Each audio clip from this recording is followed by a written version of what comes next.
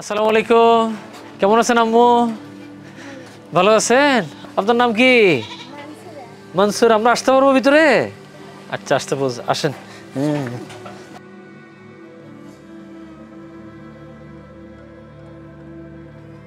এই মুসাম্মদ সুরাইয়াদের ঘর হচ্ছে এটা। আমি আসলে বুঝতে পারবো না। দেখুন, এমন একটা ঘরের মধ্যে দাঁড়িয়ে আছে। দেখুন ঘরের পাশের বেড়াগুলো একটু দেখুন। এই টিনগুলো উড়ে গেছে কখন? বৃষ্টির সময়। এই যে 2 দিন আগে রিমেল হয়েছিল, তখন ঘূর্ণিঝড় রিমেলের কারণে পুরা ঘরের চাল সহ উড়ে চলে যায়। তারা কষ্ট করে এই মুহূর্তে অবস্থান করতেছে। তো আমরা আল্লাহর কাছে দোয়া করি অসহায় পরিবারগুলোর যাতে ভেঙে যাওয়া ঘরগুলো আমরা পুনর্নির্মাণ করতে পারি।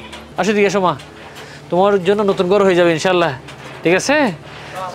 টয়লেট কোন দিকে একটু আসো দেখি। এ হচ্ছে তাদের টয়লেটে। এখন কিভাবে টয়লেট করে ওরা? এই টয়লেট এখন পানির মধ্যে তারা নতুন করে বাঁশ গেড়েছে।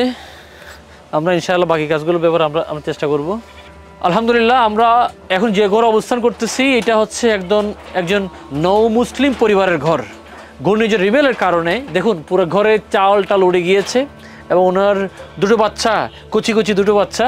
আমি জানি না তাদের মাকে নিয়ে এই খোলা আকাশের নিচে কিভাবে দিনকাল অতিক্রম করতেছে। এই যে ঘরের যে সিনারি আমরা দেখতেছি, হৃদয় কাঁপানো সিনারি। আমাদের মতন একজন মানুষ এবং বিশেষ করে তারা ইসলাম ধর্মে দীক্ষিত হওয়া নতুন মানুষ, বরিশালের কুয়াকাটা থেকে। তো আমরা সবার কাছে দোয়া চাই। আল্লাহ সামুল্লাহ ফাউন্ডেশন এই ঘরটা ইনশাআল্লাহ নতুন করে আমরা করে দেওয়ার নিয়ত করেছি, আল্লাহ সহায় হলে। এই ধরনের আরও অসংখ্য রিকোয়েস্ট আমাদের কাছে আসতেছে।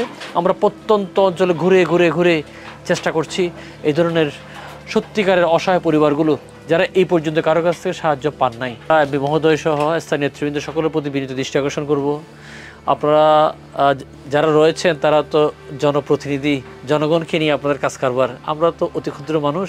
আপনাদের সাথে এই পিপলদের, এই মানুষদের বেশি দেখা সাক্ষাৎ হওয়ার কথা। আমরা আশা করব আপনারা হয়তো অনেক কাজ করছেন, আপনারা হয়তো এই ধরনের মতন 2-1 মানুষ হয়তো বাদ যাচ্ছে। প্লিজ ওনাদেরকে একটু নজরে রাখবেন। এই যে মানুষগুলো খোলা আকাশের নিচে বাস করতেছে, কেমন লাগছে আমি দেখে বুঝতে পারবো না অনুভূতিটুকুন। তো আমরা সবার কাছে অনুরোধ করব, ওনাদের পাশে আমরা দাঁড়াবো। এই ধরনের অসংখ্য পরিবার বাংলার পথে প্রান্তরে এখনও রয়েছে যারা আমাদের অনেকের চোখে পড়তেছে না। আমি বিনীত দৃষ্টি আকর্ষণ করব সবার কাছে, একটু সবাই আসুন, ঘুরুন, দেখুন, এদের জন্য কাজ করুন।